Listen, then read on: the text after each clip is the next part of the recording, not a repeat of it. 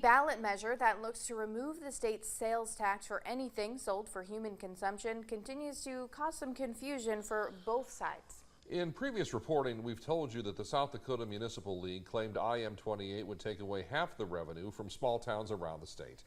Well, this brings up concerns on which governing bodies will have the sales tax removed and how much money might be lost with this ballot measure. Dakota News Now Grant Green reached out to the Legislative Research Council for some clarification. He joins us now. Grant.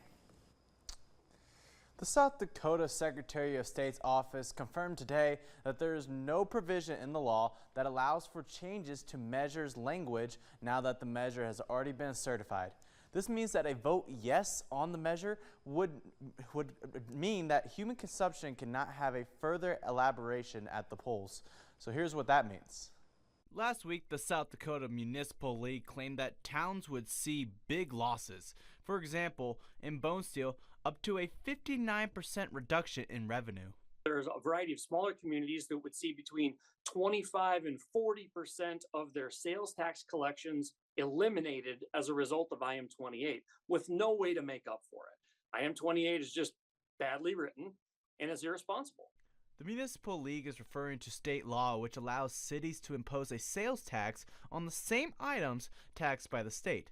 However, John McCullough, the director of the Legislative Research Council, confirmed that municipalities should still tax anything sold for human consumption if IM-28 is passed, because a later law would take precedence over an earlier law. Therefore, it's only the state that will lose out on collections. But how much? Originally, the council said about $123.9 million for the fiscal year 2026, with other assumptions as to the meaning of consumable items being reasonable, if not more so. However, Rick Weiland, the co-sponsor of IM-28, thinks his ballot measure is clear. Arguments that are being created right now are all hypotheticals.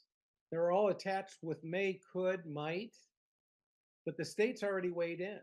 And that's what the voters are going to see. In the email, McCullough added that July's memo referencing a reduction in state revenues between $133 to $642 million is based on, quote, various interpretations of the phrase consumable items and the fiscal implications of each. It will be up to the courts to decide exactly how this should be interpreted if passed. All right, Grant, thank you.